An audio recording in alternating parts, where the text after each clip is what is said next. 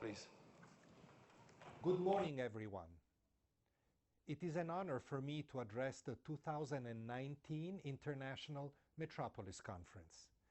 This year's theme on migration, inclusion, economic growth, and global cooperation is a timely one.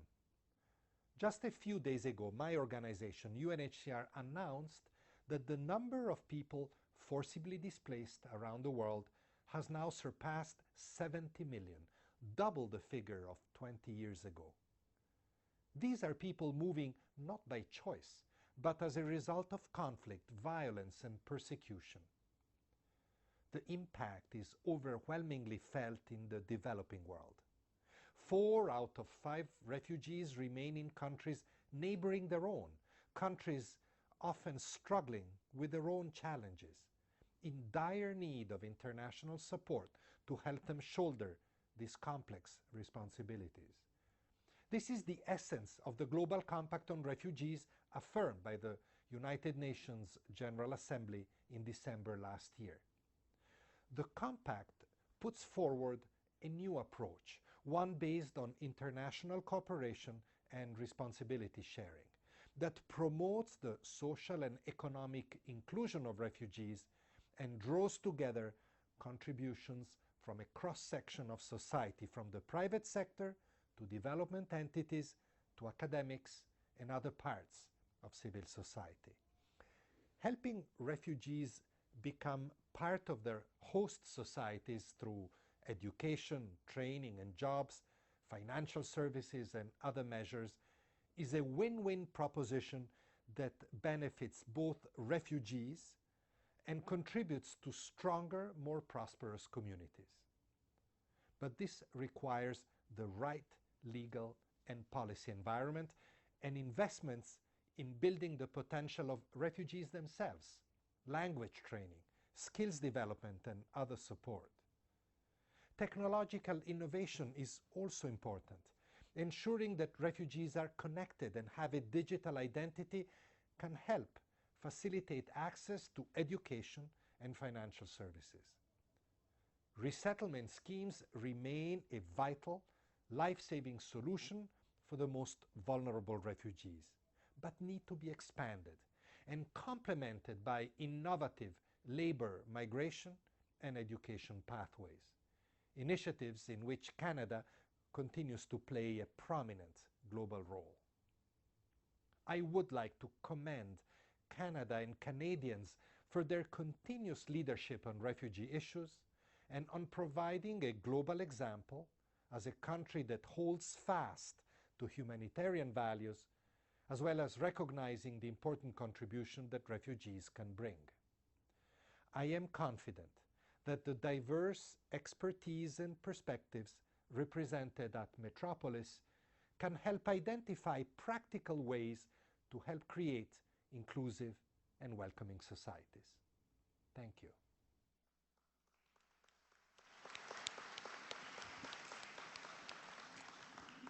Thank you very much, and good morning, bonjour à tout le monde.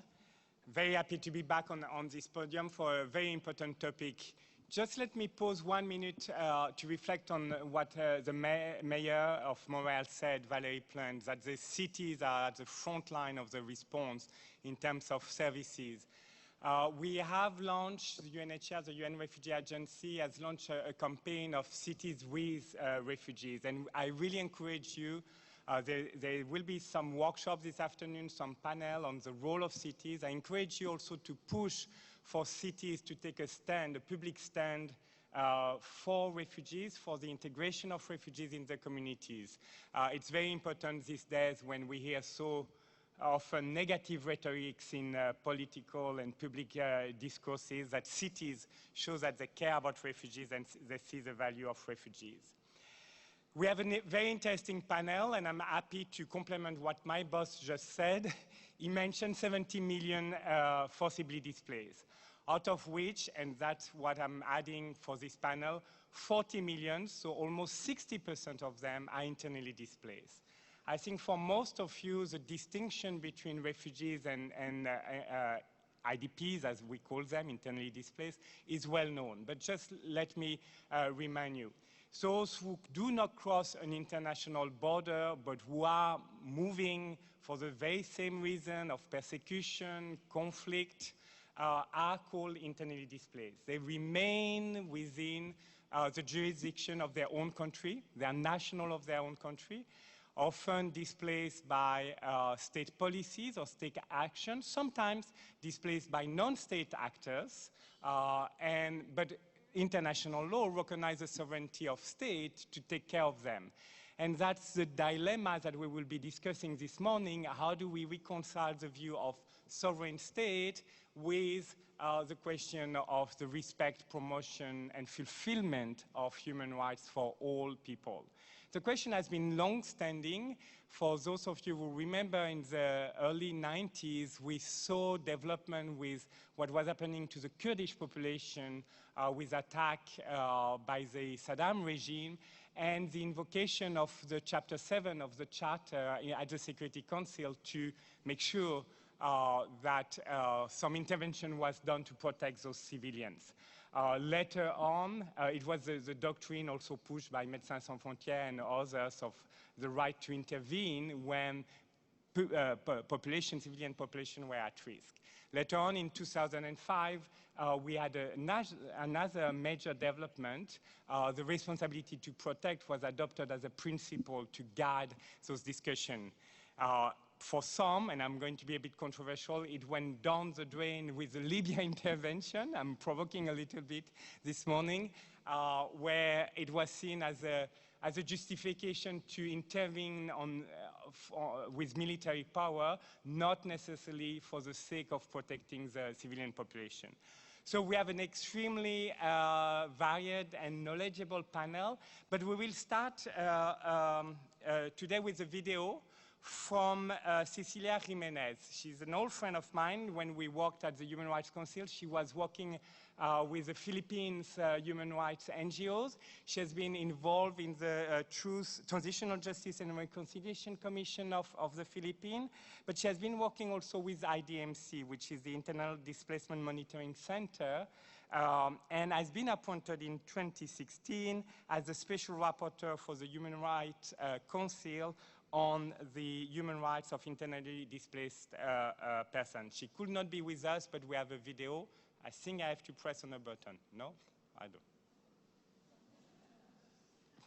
Greetings to everybody, participants and resource persons in this very important Metropolis conference being held in Canada.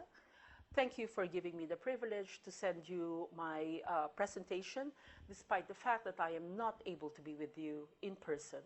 This is a time that I report annually to the UN Human Rights Council session in Geneva. Nevertheless, it is a privilege for me to be here with you to discuss and reflect on this important topic of internally displaced persons, or IDPs, and be part of this esteemed panel. It is very important to take note that along with refugees and migrants, IDPs are also people on the move. And for many situations, usually migrants and refugees start being internally displaced. Nevertheless, it is very clear to us as well that the guiding principles on internal displacement provide us a very clear descriptive definition on who are IDPs. These are persons or groups of persons who have been forced or obliged to flee or to leave their homes or places of habitual residence, in particular as a result of or in order to avoid many causes, one or many causes. For example, armed conflict, situations of generalized violence, including crime, gang violence, violations of human rights, and natural or human-made disasters, and which we now call natural hazards. But it is also important to recognize that unlike refugees and migrants, they have not crossed an internationally recognized border. Being internally displaced does not confer a specific legal status contrary to refugees. However, IDPs should enjoy the same rights as any other person in the country under whose jurisdiction they happen to be. And if they are citizens of that country, they must enjoy the same rights as well. What makes them different is that because of the displacement, they suffer from heightened risks to their protection and security. As of the end in 2018, the latest figures say that more than 40 million people remain displaced by conflict, internally displaced by conflict, human rights violations, and generalized violence worldwide. Most conflict displacement took place in sub-Saharan Africa and the Middle East. Countless more were displaced due to disasters, and disaster displacement is prevalent in East Asia and the Pacific, South Asia, and Americas, regions with high disaster risk because of high levels of exposure and vulnerability. And in 2018, until now, we are also witnessing increasingly the situation in sub-Saharan Africa. Unknown number of people are also being displaced by development projects, land grabbing, and human rights violations. Just the numbers alone are staggering, and they remain under the radar, so to speak. Majority of those recorded displaced by armed conflict and violence, moreover, remain in protracted displacement, that is, with no durable solutions in sight, for an average of about 20 years. Why is it important to pay attention to internally displaced persons? The purpose of highlighting the situation of IDPs and working to enhance their protection is not to privilege IDPs over other groups. IDPs have the same rights as others in their country, as I have said. They often experience many of the same risks as other civilians caught in conflict who are also in need of protection. Yet, the experience of internal displacement also creates heightened as well as distinct protection risks. These particular risks need to be understood and addressed so that the rights of IDPs are protected along with those of other civilians. 2018, last year, marks the 20th anniversary of the Guiding Principles on Internal Displacement, a result of the collaborative approach from the time of my first predecessor, Professor Francis Deng.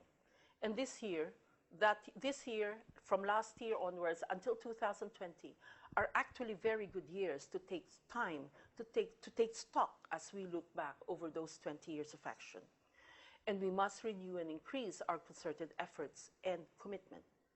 The number of IDPs since the start of the Guiding Principles have more than doubled. Last year, 2018, marks the 20th anniversary of the Guiding Principles on Internal Displacement, which is a framework, a law framework, which is a result of the collaborative approach from the time of one of my predecessors, Professor Francis Deng. And 2018 until 2020 and onwards are actually good years to take stock as we look back on those 20 years of action to protect the human rights of IDPs and to renew and increase our concerted efforts.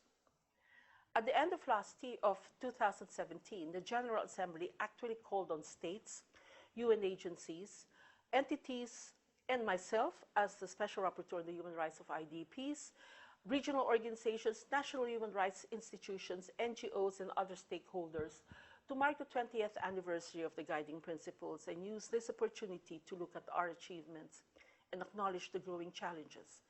It's also an opportunity to step up our efforts to prevent and respond to and facilitate solutions to internal displacement and galvanize others to do the same.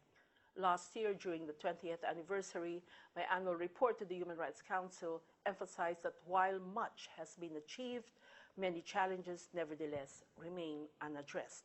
While we take encouragement with these many successes, we need to learn lessons on how to do better.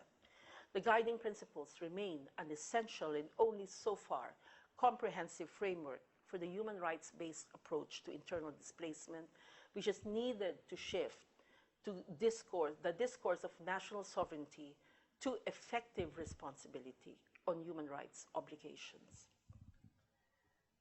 What is the Guiding Principles 20 Plan of Action, which we actually launched last year, and which is from 2018 to 2020.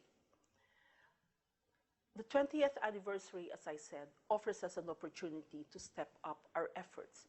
And the Guiding Principles so far, as the only framework for response, is really important. It's an internationally recognized framework on IDPs conferred by the UN General Assembly and the UN Commission on Human Rights, and restate the rights of internally displaced persons as enshrined in international human rights law and international humanitarian law. Although the guiding principles on internal displacement as a whole is considered soft law and therefore not binding as a collective set of principles, however, the principles are based on international human rights and IHL norms that over the years have become binding on states based on jus cogens, the respective ratification of international instruments by the states, and emerging and developing customary international law. This is especially true for monostates. It is important to recognize this as this is the basis for further development of domestication of international law through legislation and policy, and emerging jurisprudence not only from national courts but also international courts are attesting to this importance of the guiding principles on internal displacement. The guiding principles emphasize that sovereignty entails responsibility. Moreover, it emphasizes the participation of IDPs in decisions that affect them, and that the guiding principles apply in all displacement situations, due to all causes and covering all aspects, including adequate response from prevention of arbitrary displacement through to durable solutions. It has been an essential instrument for states and organizations advocating for the rights of IDPs. Moreover, the guiding principles are a basis for some 30 national laws and policies on IDPs worldwide. The guiding principles have been widely translated and used for trainings to foster the common understanding and action on IDPs. I use the guiding principles in my dialogue with states, grappling with situations on internal displacement and to help them fulfill their rights as IDPs. And I have had fruitful exchanges with the national and local governments in my official visits, leading to profiling exercises on IDPs and increased focus on the part of governments on the issue. I encourage you to use the guiding principles as a tool in your advocacy with the national governments, with NGOs, with IDPs themselves, with local authorities to ensure that a comprehensive response is in place. The guiding principles has therefore been the framework for what we have called the Plan of Action from 2018 to 2020, or the GP20. A series of events have been started to being organized for this 20th anniversary. The result is this 3-year plan of action for advancing prevention, protection, and solutions for IDPs, and we launched this plan of action in Geneva in April last year. It identifies 4 very important priorities. The first is facilitating IDP participation. And for this, we have the objective of strengthening the participation of IDPs in decisions that affect them, including IDPs themselves who may be particularly vulnerable or marginalized. The second is IDP laws and policies. And we aim to expand the further development and implementation of national laws and policies on internal displacement, including enabling governance frameworks in governments, particularly, for example, in having focal points in governments. But it is important that NGOs and advocates focus as well on the emergence of laws and policies that affect IDP protection. This is one of the ways that we can make sure that IDPs are always in the radar of the states themselves. The latest of this was Niger, which I visited last year, and this year they passed their very first domestication of the Kampala Convention on IDPs, which is a restatement of guiding principles for Africa. Number 3, we need to increase the capacity, the number of states with the capacity to collect and analyze use quality data on internal displacement for designing an effective response to internal displacement. And for this reason, we are working with the UN Statistical Commission as well as other NGOs in enabling many national commissions to set up their systems in collecting IDP and refugee statistics together. And fourth, of course, is the perennial problem, protracted internal displacement, which, as we have said, is an important issue altogether, because the average protracted displacement situation is around 20 years altogether, leaving us with lost generations worldwide of children growing up in internal displacement situations. We need to address protracted displacement and scale up engagement on solutions for IDPs. We have to use the Interagency Standing Committee framework on durable solutions for internally displaced persons. And as well, we have to take advantage of the goals on the 2030 Sustainable Development Goals, which affect internally displaced persons in order to ensure that no one is left behind. My sincere hope is a GP20 plan of action in all these priorities: IDP participation, IDP law, IDP data, and IDP solutions will help us collaborate and work strategically to make a difference for the IDPs themselves. Concrete results for the protection of IDPs matter to the society. I am confident that the GP20 plan of action will give us space to put our energy together to make a difference. The guiding principles on internal displacement are here to help us, states, NGOs, academics, to own our own responsibilities, various responsibilities to IDPs, seriously in accordance with the basic tenets of sovereignty, yes, but also in terms of solidarity. Thank you very much, and I wish you fruitful discussions in the conference.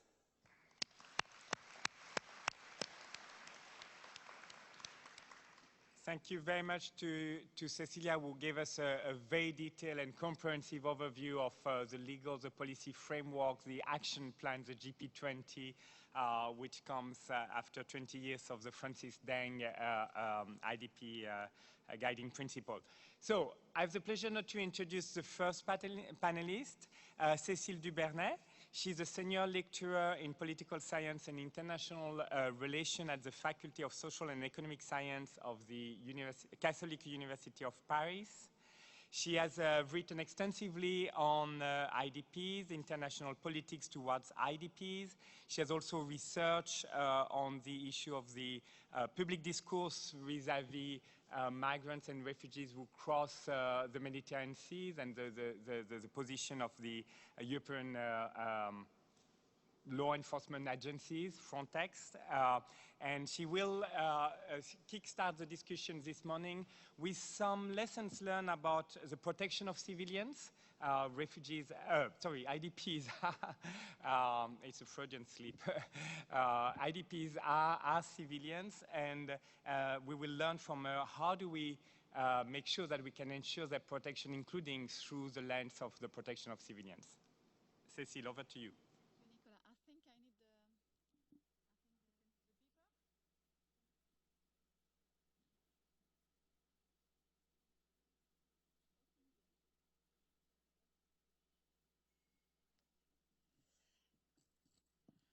Right. Good morning, everyone.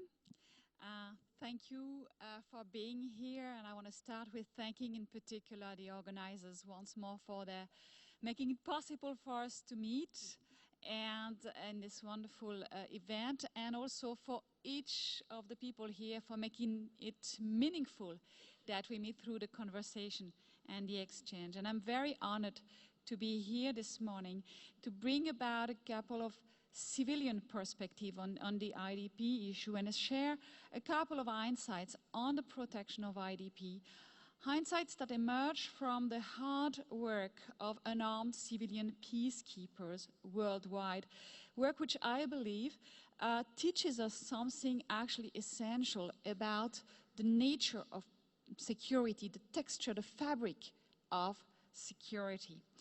As we just were reminded, over the last 2 decades, much has been attempted to ensure the protection of IDPs, safe areas already in the 1990s, the guiding principle, cluster policies between the UN agencies, humanitarian standards and charters to behave ethically, the responsibility to protect attempt as well, and yet we struggle.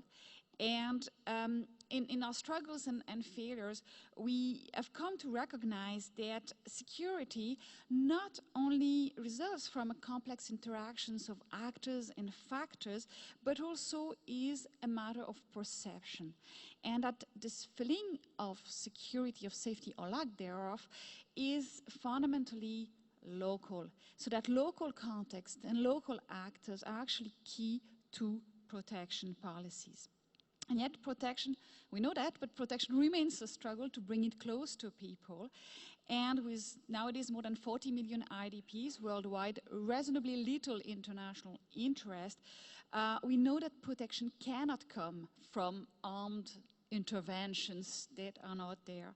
And this is why I've spent the last year studying unarmed civilian protection, and this is what I want to share with you.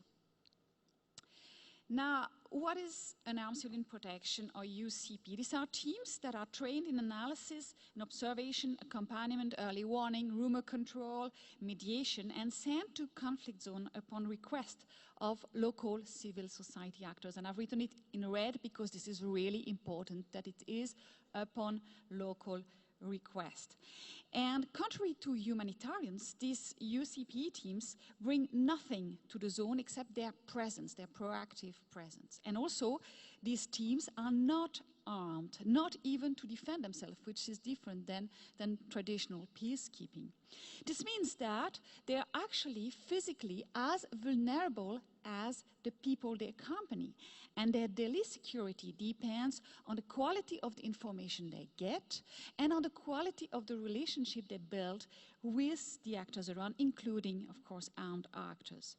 The approach was imagined and experimented first in the 1980s. There's lots of variants of it now. It's picked up by international institutions. The OSCE is doing observation in many places, for instance. But I'm particularly interested in NGOs because I think their work shows us precisely what can or what cannot be done by mere civilian presence in terms of protections.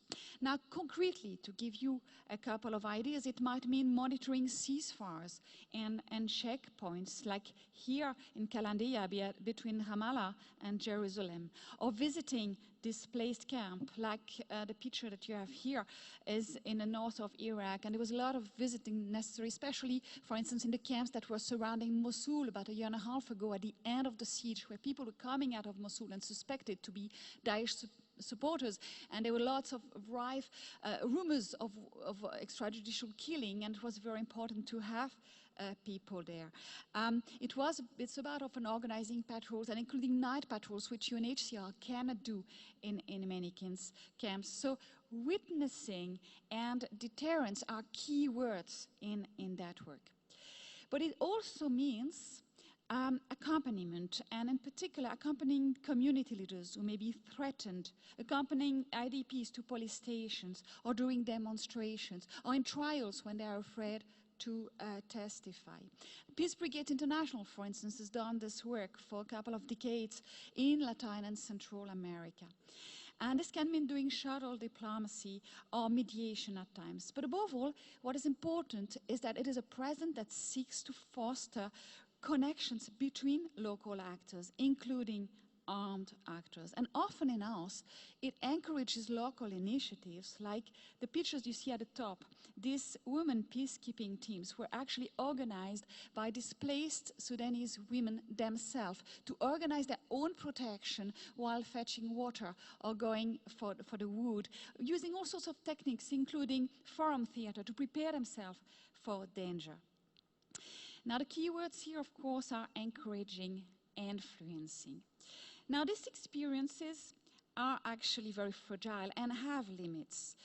We know that UCP is actually effective when violence is instrumental, when it is used for political or personal gain, and we can have leverage in these cases, but it makes less sense in other types of violence, when violence is completely socially accepted in society, for instance.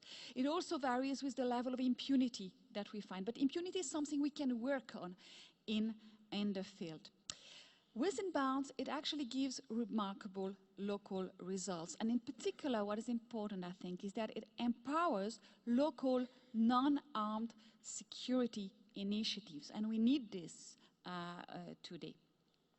Now, today, I think we can learn a couple of things from this work, and in particular, the first thing that I want to point out is that security should be understood as a matter of ties, from intimate family bonds to kinship, relationship with local power yielders, citizenship, spiritual religious connections, and international connections. And all these are essential as to how IDPs actually approach their situations and negotiate with the risk they take. And it's important for us to recognize that these ties start endogenous. They start from within, and they are themselves establishing and working on them. And we can help, if we listen enough, to co-wave this kind of safety net. These ties are also, it's important to understand their DNA. They are made of fear, respect, trust, love, and they take time to build. So we have to maybe rethink our presence alongside that. And last but not least for us, this web of ties allows IDPs to circulate on territories. And circulation is actually a key to safety. The circulation to the market, to doctor place, the ability for people to actually move on the territory. I'm always struck by the ways in which people in conflict zone have incredibly creative ideas to try to keep safe passage. Oh, sorry, it has disappeared. Keep safe passage. And here you had a picture, I hope you saw it, it went viral around 2015, how people in Aleppo used old buses to protect circulation in the streets, to be able to keep moving in the zone. So indeed, what I think IDP's efforts and UCP approaches can help us do is to challenge understanding of security and of protection. Protection not so much as separation from the bad guys, but protection as fostering horizontal, vertical, diagonal connections that form a dynamic safety net, encouraging risk-taking, enabling circulation rather than trying to control it, which we often try, and creating safer spaces. Not safe space, safer, maybe a little bit safer, especially public spaces like schools, markets, way to school streets. Now, I try and understand UCP better, and in particular, the nature and depth of, well, doesn't work, nature and depth of the relationship that people in conflict zone build with those they fear most. The relationship with what you fear most is actually essential for us to understand. And I'm trying to understand what we'll get out from it and how these approaches can interact with more institutional approaches. So I'm really looking forward to your questions and to the discussion. Thank you.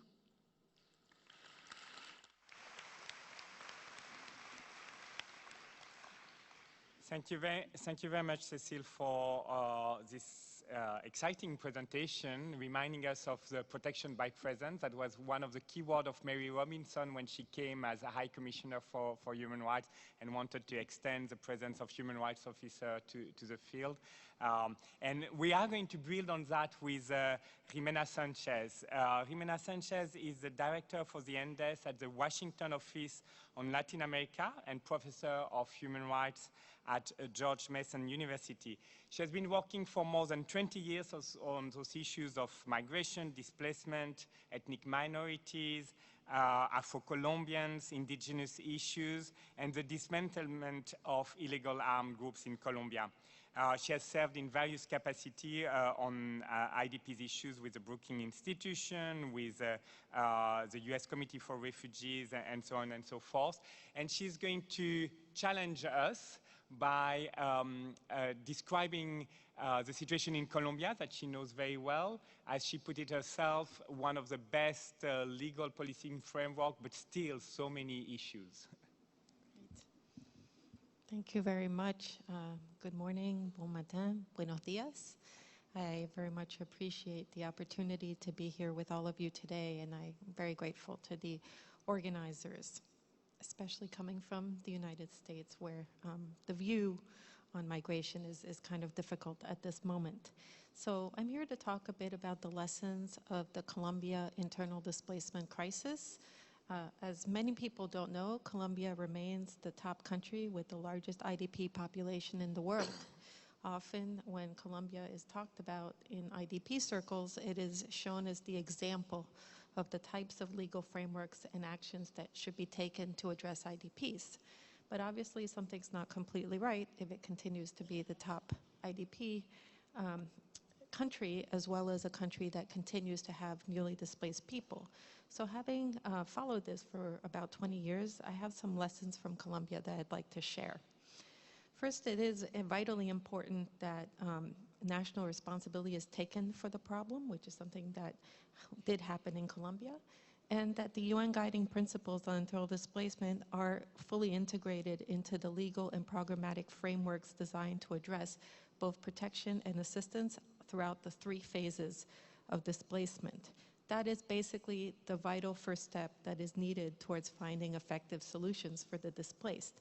Now, Colombia has multiple different mobility challenges. It has the Colombian IDPs, which are conflict IDPs, but also development-induced displaced IDPs, and also environmentally displaced IDPs. It also has a huge crisis next door with the Venezuelan migrants and refugees, as well as people transiting through Colombia, both to go north for the United States as well as south to the southern cone. So it is essential that in a situation where you have multiple mobility flows, that the IDP issue is not cast aside in order to attend to the immediate, solely humanitarian situations of the new displacements. The specific concerns of displaced people really differ from refugees and from migrants fundamentally in the fact that they do not lose their citizenship as IDPs. Therefore, the national authorities have to play a vital role in addressing their concerns. As my former boss would say, Francis Deng, sovereignty comes with responsibility. So if you want to be a credible state, you need to show that you can attend to the difficult problems in your country in a constructive manner. However, the case of Colombia shows that the legal framework cannot be so cumbersome, so complex, and so restrictive that it becomes an obstacle to IDPs. In Colombia, you see a system was developed to address IDP issues that was so bureaucratic that it actually worked against displaced people. And so it's important to address that and make sure that legal framework is the important tool, but its application is actually flexible. Monitoring and oversight by judicial authorities, especially the Constitutional Court in Colombia, has been and continues to be key in advancing the needs of the displaced. The Constitutional Court declared that the situation of the rights of displaced people was unconstitutional, and that led to multiple different orders to address the different issues that needed to be advanced, and it helped a great deal. One major indicator as to whether or not policy will be transformative is, of course, the financial resources allotted to it. The UN and international agencies also must learn from the experience of Colombia in that while their role can be very important in complementing and supporting the government, they cannot completely marry their results with the government. That puts them in a situation where they cannot voice their opinions or offer constructive criticism due to fear of being kicked out of the country or having their programs undermined. Accompaniment, which was mentioned by Cecile, is very important, especially NGOs with a protection mandate, such as PBI and FOR, who mobilize international solidarity and international political leverage to guarantee that there is local protection on the ground. In Colombia, the case has been that military protection has not helped protect IDPs. Rather, it's been these other creative efforts of security, not just the international accompaniment, but also the creative projects of IDP communities, whereby international humanitarian law was taken and applied on the ground, humanitarian zones were formed, peace communities, and also IDP associations formed their own self-protection mechanism. So active involvement and leadership of IDP communities is not just a good thing to do, but is absolutely vital, especially when it comes to protection. The approach to displacement also needs to be differentiated depending on the ethnic group and gender. And looking at it from a rural perspective and an urban perspective is very different and requires different approaches. Most importantly, displacement cannot be resolved quickly. It requires a long-term, multifaceted, integral approach. Simply giving it a timeline and saying that it's resolved won't resolve the problem. It only makes it harder to address. Resolving reintegration, resettlement, and the needs of second and third generation displaced people, this is the protracted displacement, is really a whole of society approach. And some of the best examples of it being actually addressed have been when you see IDP organizations, public institutions, and private companies joining together to find direct solutions. That was the case in multiple cities in Colombia, with an effort done with local companies to train directly displaced people in urban centers and give them jobs right away in areas that needed support. So what can be done to turn the situation in Colombia around so that it has a better response for today? Well, first it's important to emphasize that the reason we still have this displacement is because the country really has deprioritized displacement by de-emphasizing the needs of the displaced, and by doing so, attention and resources have shifted elsewhere. It has not resolved the security issue in all parts of the country, nor dismantled other existing illegal groups. The country has all the tools that it can possibly have to address the problem. It has the legal frameworks, it has the constitutional orders, it even has a 2016 historic peace accord with the largest guerrilla group, the FARC, that basically is incredibly innovative and included a very strong participation of victims and IDPs. It is the peace accord with the most transversal application of the UN resolutions on the participation of women. It is a peace accord that includes an ethnic chapter, which was basically a result of advocacy from Afro-Colombian and indigenous communities, the communities disproportionately affected by displacement.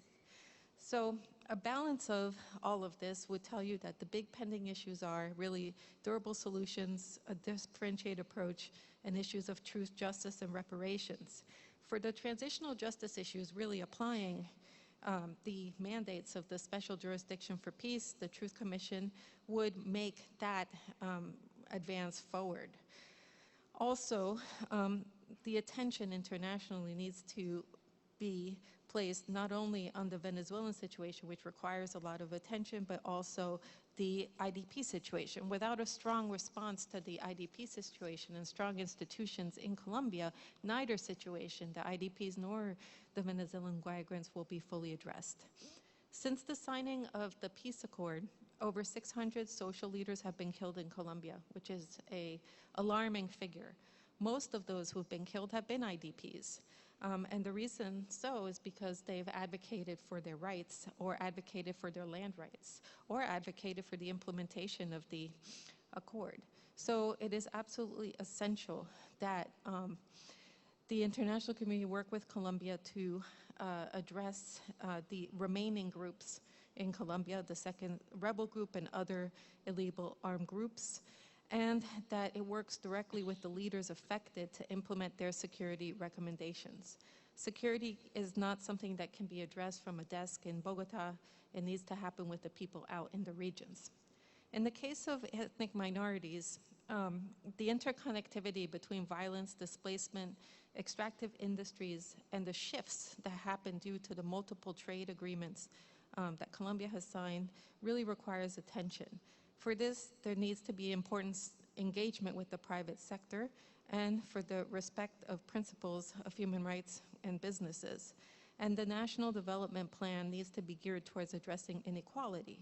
Colombia is a middle-income country, and the issue is unequal distribution of that land, resources, and wealth.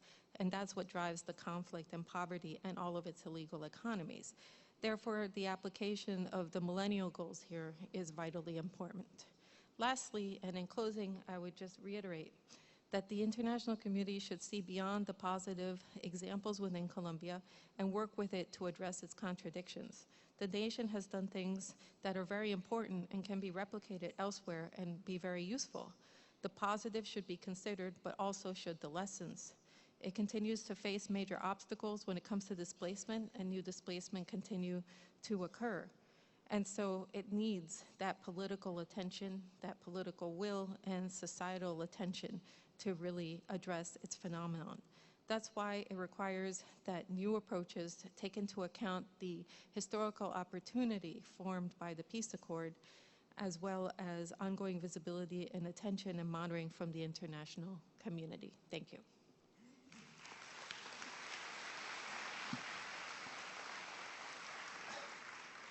Thank you very much, Jimena, for a lot of food for thought. Very compelling example about Colombia, and a reminder that often we put people in boxes. I mean, you were mentioning the fact that with the Venezuelan, more than 1 million have arrived now in Colombia. The attention of the international community, we see that through the funding that we receive, has shifted away from the IDP situation, despite the fact that they are all living together, with also Colombian returnees coming back to the same places, and often in indigenous, impoverished communities in Colombia in the first place. So thanks for this reminder. I'm going to pass on the floor to Beth Ferris. She's very well known in many circles, but just for those who meet her for the first time, she's a research professor at the Institute for the Study of International Migration at Georgetown University. In 2016, she served as a senior advisor to the UN General Assembly Summit for Refugees and Migrants in New York, which led, and we were reminded of that in the first plenary session, to the 2 global compacts, the one on safe, orderly, regular migration, and the one on refugees. And she has been working a lot with the Brookings Institution and London School of Economics on internal displacement. So over to you, Beth.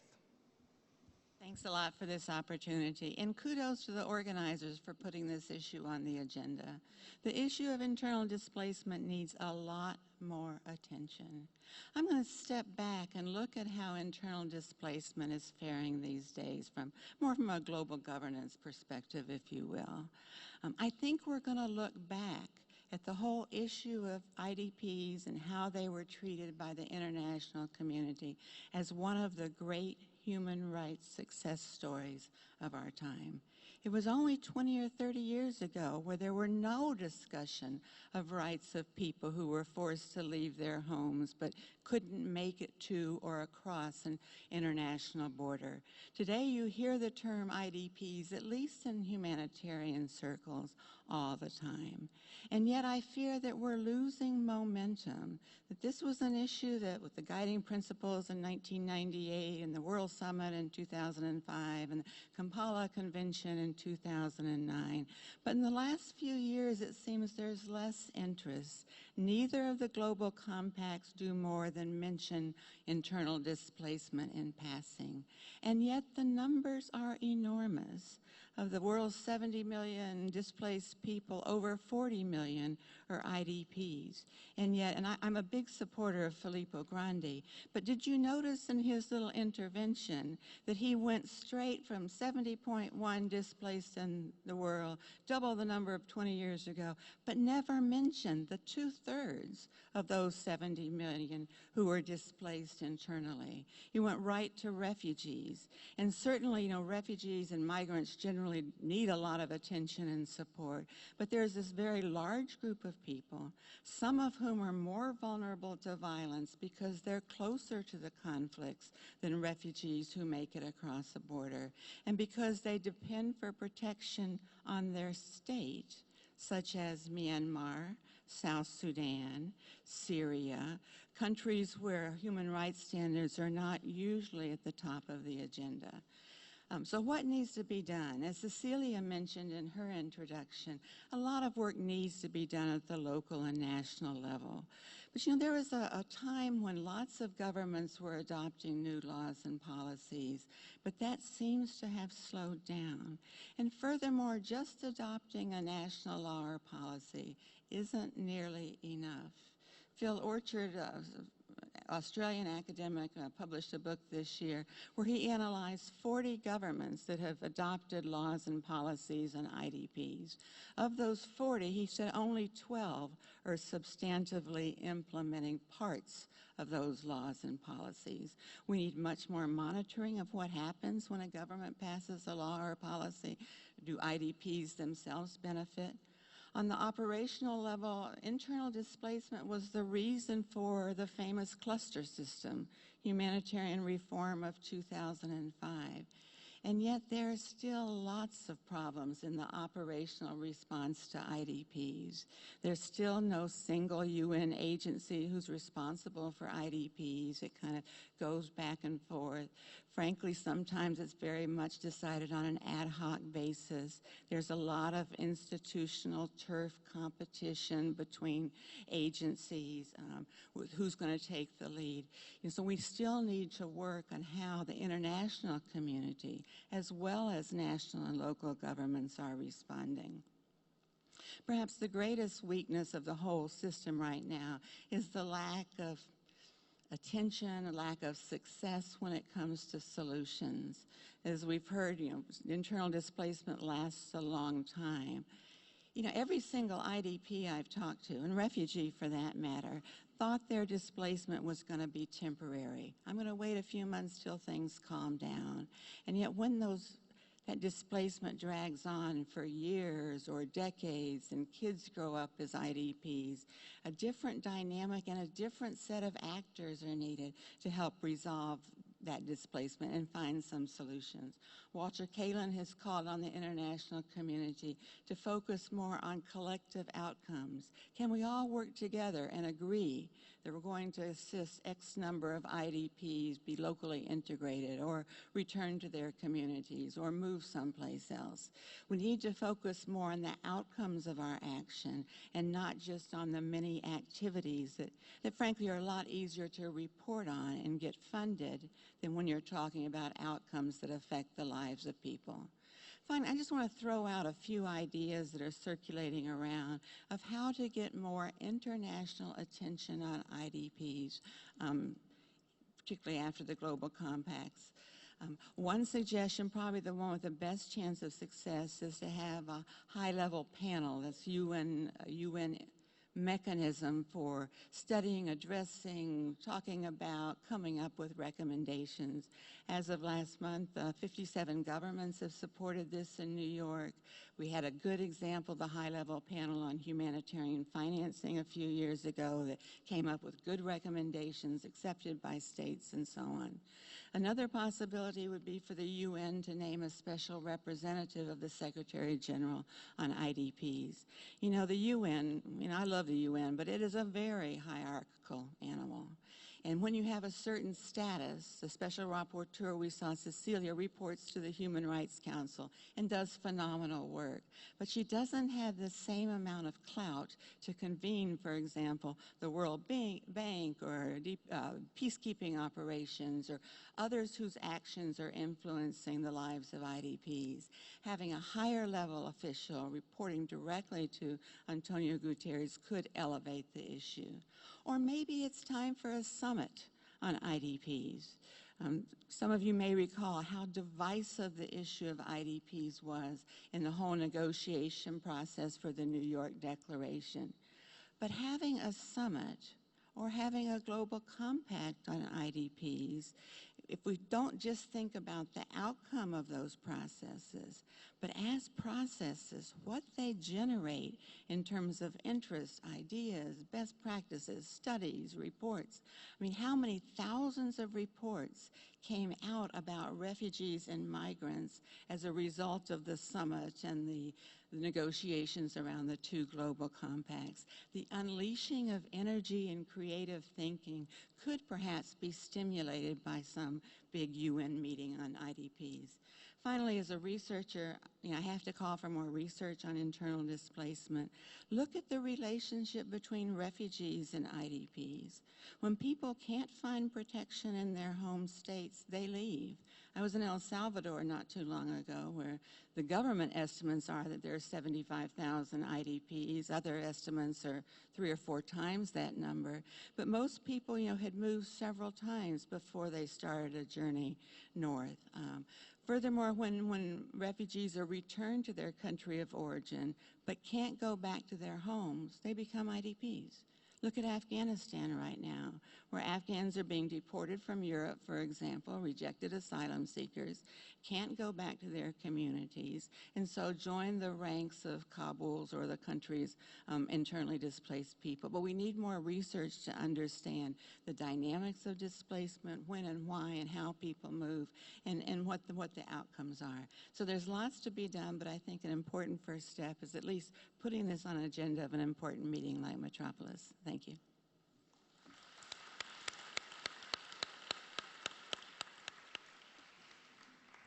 Again, very provocative and interesting remarks from Beth. I think because we have half an hour, I will go straight into questions from the audience. And the first question is one that we have seen permeating many discussions here at Metropolis over the last 3 days. The relationship between displacement and climate change. So, climate change will produce many more IDPs, especially in fragile states, and vulnerable people will be often prisoners from their own, within their own border. So what should be the international agenda going forward in addressing climate change-induced internal displacement? Who wants to tackle this? Beth? The definition of IDPs includes people displaced by disasters, both sudden and slow onset. The best estimates from the Intergovernmental Panel on Climate Change and some of the big studies that have been done is probably 80 to 90% of displacement caused by climate change will be within the borders of a country. And it will take lots of different forms. Some people move quickly after a flood or wildfire. Some with sea level rise will have some time to make their decision, will move probably to urban areas in the country. I mean, at the national level, government should be thinking about this, should be thinking about where, when, how people will move, where they will go, are they prepared, what kind of assistance might they need. So I think that it's definitely coming.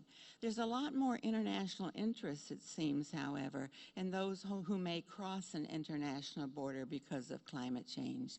This cross-border displacement, maybe because a lot of countries are worried that with an increased surge of migration or displacement as a result of climate change. And here I think we've made some really good progress through the Platform for Disaster Displacement, used to be called the Nansen Initiative, where there's a whole set of steps and good practices and toolboxes of things that can be done to prepare for people who may cross an international border for environmental reasons. So some good things are happening on that level, but I encourage you to really think about what's going to happen in Canada, in the United States. There's a lot of movement already from areas because of environmental conditions, some of which are clearly linked to climate change.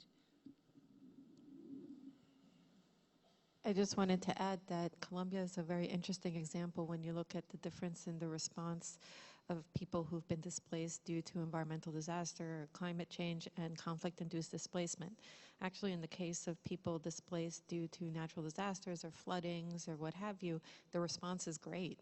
Immediately, you have a tremendous amount of private funding, you have a tremendous amount of media attention, and part of the reason is that somehow people who are displaced due to natural disasters or climate are seen as somehow innocent, while the conflict-induced displaced people play into some of the issues in the country and the prejudices of, going from certain regions, whether it was controlled by insurgent groups or what have you. So I would say that in the case of Colombia, you actually would need to work to destigmatize what it is to be displaced due to conflict, and why those persons also are in similar need as people who've been displaced due to an earthquake.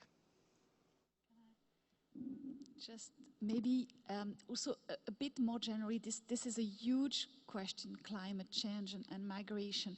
And I think it should challenge us to, before we talk about policy, also rethink our categories, our understandings in a sense, because currently we're still having this framework in our head to some extent that says migration, there's a couple of categories.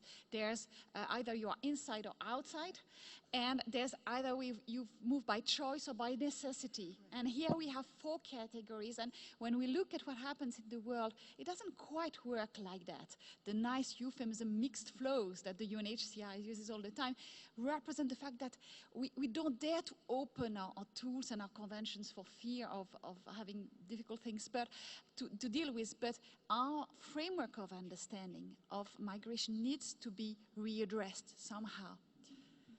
And I'll add also something a bit which will trigger perhaps some discussion. There's no such thing as natural disaster. There's natural hazards which have not been prevented in terms of their impact on human population.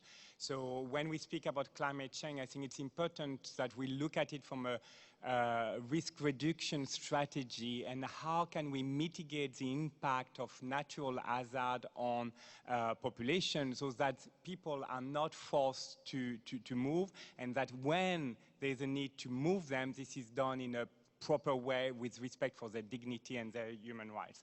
But let me move to the next question, which is directed directly to Cécile, because your presentation triggered a lot of interest about the UCPs, mediators. How are they recruited? How are they trained? Are they staying? And perhaps can you tell us a bit of, for those who are interested, and how can we get more information and be associated with the UCPs? Right. Thank you very much for the interest. I'm thrilled that people think this is something interesting.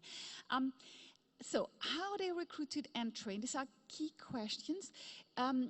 Depends on organizations, depends on NGOs, depends on institutional organizations, but I will go one step beyond. Where do they come from, these people?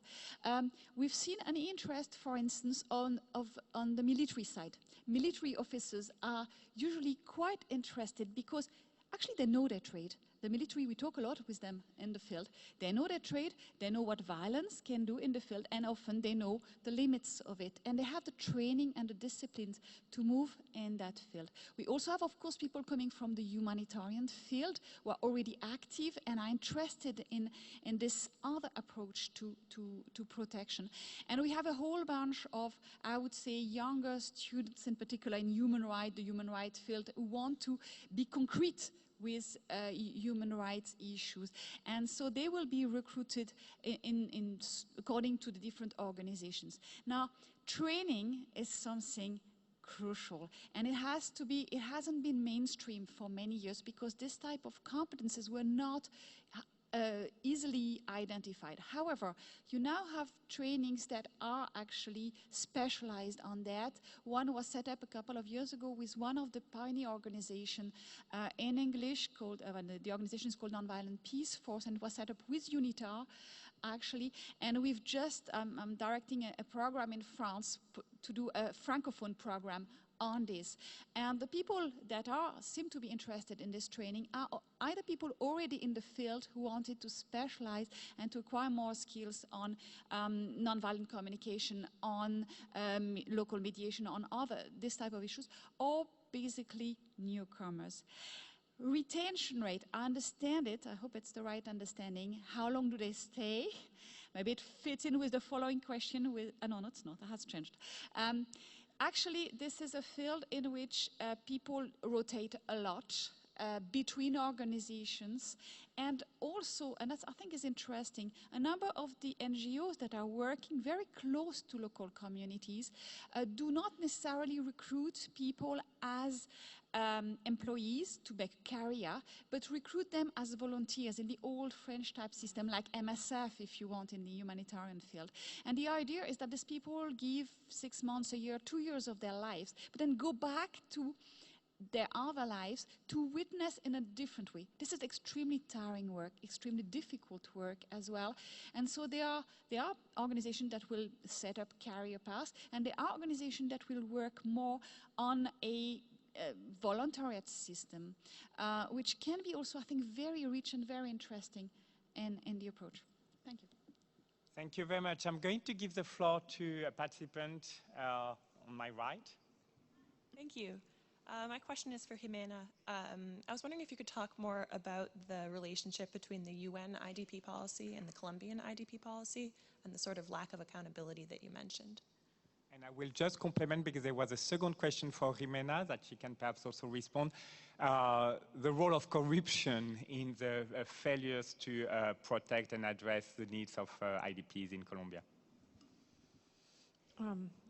Initially, the role of the mandate of which UN agency had the responsibility to do protection in a country was set by the UN Secretary General. And in the case of Colombia, it was set that UNHCR would have that role. And when the UN country team was set up, it became one of the most extensive country teams. And over time, with the changes of government in Colombia, you had the Colombian government very much involved in determining who was going to be running the agencies and making it difficult for people who are more activistic or more looking at security and protection issues to have a role. And so in the case of Colombia, you had for a period of time an incredibly active UNHCR when it came to security issues, and that was incredibly helpful in preventing many things in the country. And then over time, with these changes that were basically forced upon them from pressure, an agency that is not activistic at all on the security issues and a tremendous security problem. Corruption is an issue, and I would say that what leads the corruption more is the issue that most of the funding is centralized and then is subcontracted. So it's at the subcontracting level when it goes from the national to the regional to the local, at all those steps that corruption takes place. And so that's why we've seen some developments, especially in the U.S. funding. USAID is one of the biggest funders for displaced people in Colombia. That went from initially subcontracting to now actually directly funding organizations on the ground, and more recently even directly funding Afro-Colombian indigenous and displaced organizations on purpose. And we've seen that that has had far more of a result. But in any event, it's important that there be strict monitoring and auditing, as well as transparency mechanism for all aid that goes to IDPs. And I just would like to provide another clarification. The division of labor within the UN on the response to IDPs was triggered by Jan Egeland 10, 15 years ago, and has been endorsed by what we call the Interagency Standing Committee, which regroups the UN, but also international NGOs and the Federation and the ICRC. In terms of protection, UNHCR has a mandate on IDPs, except in situations where people have been displaced by natural hazard, where it's mainly OHCHR or the Federation of the International Red Cross and Red Crescent societies. The other aspect of the response are divided between the specialized agencies. So WFP will be responsible for food.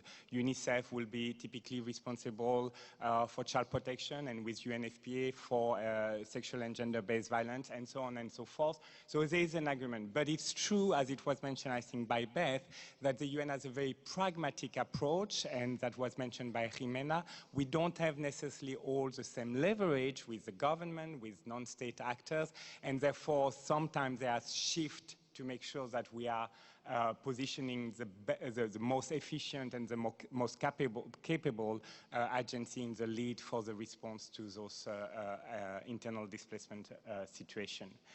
For Cécile, is there data to compare the risk faced by UCPs with the work the risk faced by humanitarian and military actors working on the protection of civilians?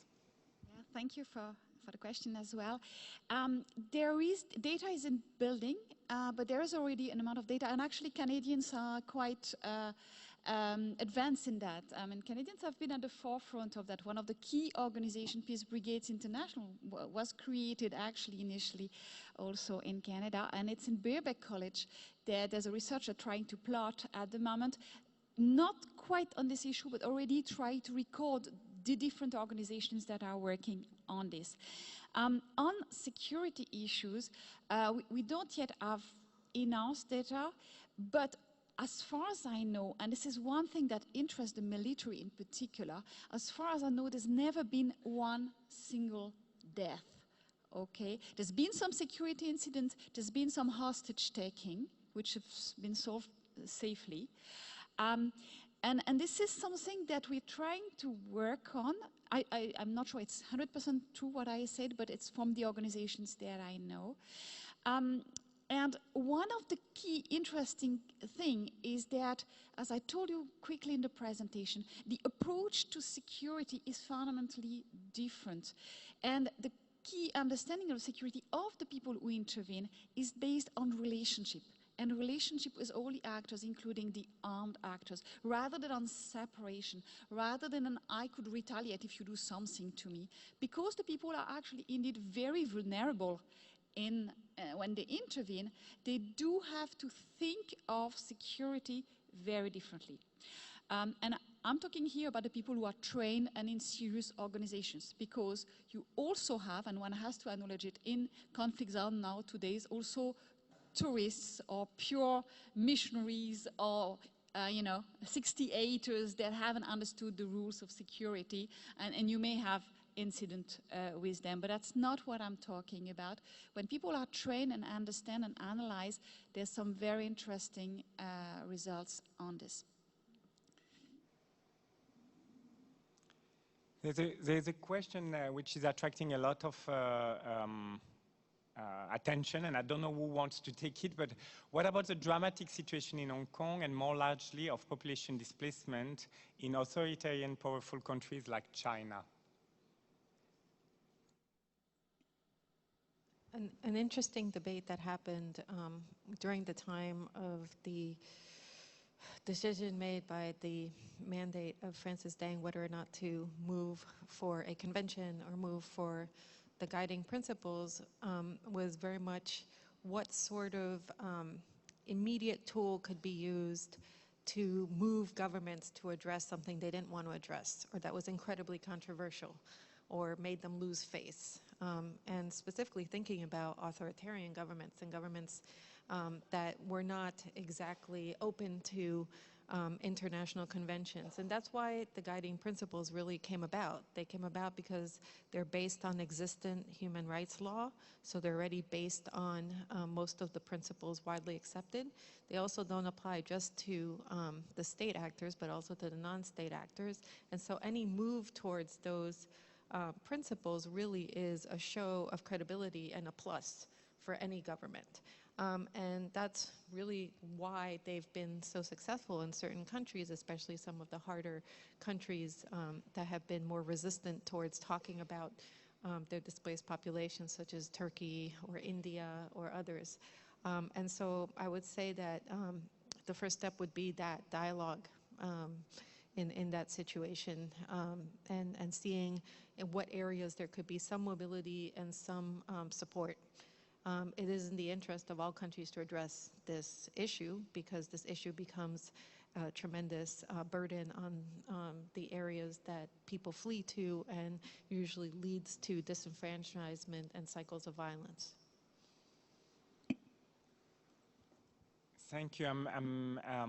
There's a question about extreme flooding which displaced population, which perhaps can be linked with the next question, which is about when people are moving from one province to the others, being forced mainly by economic reasons. Are they considered as IDPs? Beth? I mean, there were two questions. One is about the United States preparing for flooding. And, you know, there you see a real difference in response by different states and different mayors. Some mayors are really worried about it, already have plans in place. In other places, they won't even talk about it. One city council in California recently voted unanimously they would never again discuss the possibility that the whole town would have to move because of sea level rise, although that's what a consultant had found. Anyway, so there are real differences in terms of how proactive different mayors in different states are in preparing for flooding. But it is coming. I mean, look at what's happened in the central U.S. this year in terms of massive riverine flooding in the Midwest of the country. So I think we're going to see more of that. And with repeated flooding, you get more popular interest in preparing for it. And people who move within their countries because they've been forced to flee because of human rights violations are considered IDPs if they go from one province to another. People who move for mainly economic reasons are not considered IDPs, but migrants, usually rural urban migrants. But this also illustrates the point that Cecile made earlier, some of the problems with our categories were refugees and migrants. And, you know, for example, when Venezuelans started pouring out of the country, people didn't know, are they migrants? Are they refugees? They're not fleeing individualized persecution per se, but simply are fleeing for survival. So our categories are still very, very messy in terms of how we determine who's in need of particular services. There's an interesting question for Cecile about what action you do when you observe a human rights violation. And that has been a key question because what do you observe only and by not reporting or not compiling information, including now with the ICC, the International Criminal Court, we know that human rights observers can be called to testify or to provide information, which increase the risk because then they can become target of those who are perpetrating those human rights violations. So what are your views about, do you observe and report? That was a big dichotomy between MSF and Médecins du Monde for a long time, where MSF say, we are there, we don't report, we are just here to be present and do, and MDM, or the vice versa, I don't remember, said, no, we have to denounce, actually. Yeah, it's very concrete, and it's good. It brings us to the field. In a sense, I go back from what you've just said. It's a strong debate in the humanitarian sector anyway, and the origin of MSF actually was this question also between the ICRC, who was just reporting, no, not reporting, the ICRC was witnessing and dialoguing with the perpetrators, and MSF initially wanted to also witness outside when they were created. The doctors came out of ICRC. And in a sense, what we do is very close to the core work of ICRC, which has been a real model in many ways, except it's more in the human rights sector than in the humanitarian sector. So when we see a problem, the first thing is to go and talk to the people who are doing the problem as much as possible. What we work on is the reform of behavior. We don't do, there are other organizations who are very good at it, like take information about abuse in a field, diffuse it from the outside, put mass pressure on government. I mean, Amnesty International, Human Rights Watch work this way to change behavior. But this type of work does much more what the ICRC is doing in the humanitarian field, is try to change the behavior from within, that is discuss with people, try to mitigate the violence, try to negotiate sometimes. Yes, people are going to be expelled. Yes, it is not right. However, maybe we can limit the violence that takes place during the expulsion because we are there. It's not necessarily very big success, but it may save a life. And then there's other ways of dealing with the information. It's a very big issue. Okay, I won't have the time, but I'm happy to talk about it further if you want. And Enrico is signaling me that we have another 5 minutes. So shall we take a question from the floor? Does anyone want to come to the microphone? Yeah. Just to change a little bit from me reading the question.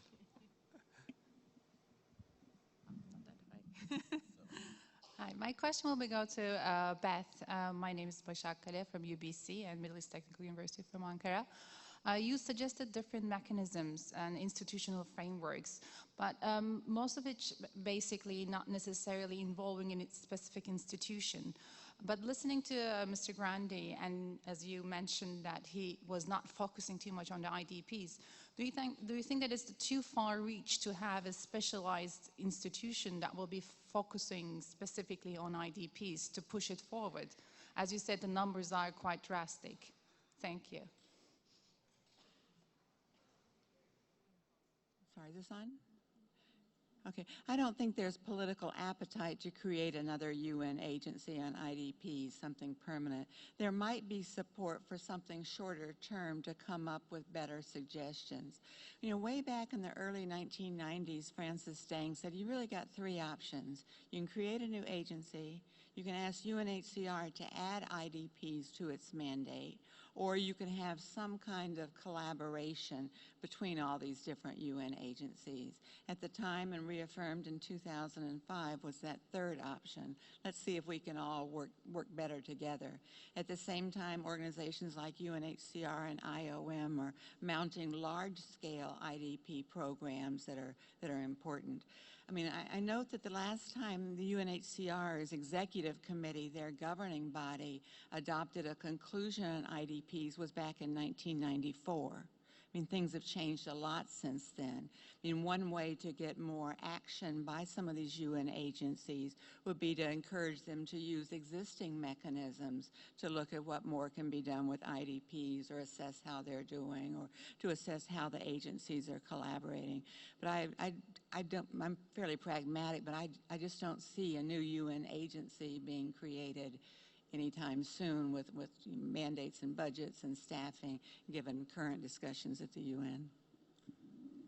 And just to complement that, if you look for the historians who are interested, the first mention of IDPs in the work of UNHCR date from Sadruddin Aga Khan in the 60s, and it was in relation to Latin America, where he argued very strongly that because the mandate of UNHCR is also about prevention of displacement, as mentioned by Beth, but also assisting returnees, they were mixed with population of internally displaced, and therefore he wanted to have this part being recognized as his mandate. That's the 1960s, and as Beth just mentioned, the political appetite has never been there since then. That doesn't mean that we should not continue to enhance the way we divide the work and empower different organizations, including OHCHR and the human rights component of peacekeeping operation, which are critical in this discussion on the protection. On this note, I would like to thank very warmly my 3+1 video panelists, and thank you all.